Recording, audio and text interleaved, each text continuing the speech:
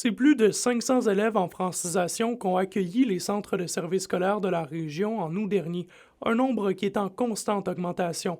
À Rouyn-Noranda, le centre Élisabeth-Bruyère a vu sa clientèle d'élèves adultes en francisation passer en l'espace d'un an d'environ de 75 à 150, soit le double. On a quand même eu à chercher des profs là, parce qu'il y avait vraiment un achalandage élevé.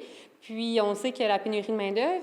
Puis c'est pas nécessairement attrayant de travailler le soir. Fait que ça peut être difficile. Fait qu'on a des gens non qualifiés, mais heureusement, on a aussi des retraités qui sont qualifiés ou une personne qui travaille ailleurs qui voulait quand même garder un pied sur le terrain, là. La corporation Concept Alpha de Rouyn-Noranda, qui offre des formations en francisation, ne chôme pas. L'année passée, on a eu à peu près 60 personnes immigrantes. Cette année, on a eu 90 personnes. Il faut jongler beaucoup avec les subventions puis le nombre de participants.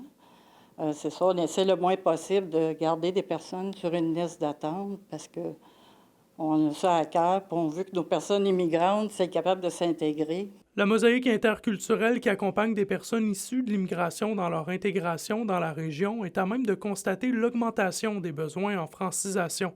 Pour son directeur général, Valentin Brun, la volonté des nouveaux arrivants d'apprendre le français est bien présente. On estime qu'il y a 60% de nos usagers qui ont le français comme langue maternelle.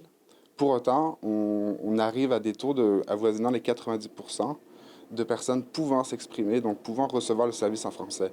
Donc on voit bien là ici une marge de progression importante qu'on constate à Rouyn-Noranda qui est appuyée là, par les efforts des partenaires. L'enseignante en francisation, Amélie Junot, aimerait dans l'avenir que les enjeux liés à la francisation soient moins sous-estimés. Je sais qu'il y en a qui sont bien ouverts et qui font tout là, pour leurs travailleurs, mais certaines compagnies, on dirait qu'ils ne réalisent pas nécessairement à quel point ces gens-là, pour qu'ils s'intègrent, pour qu'ils travaillent, pour qu'ils puissent avoir une résidence permanente, pour qu'ils puissent rester ici, vont devoir parler la langue. André Auder, NC Nouvelles, Rouyn-Noranda.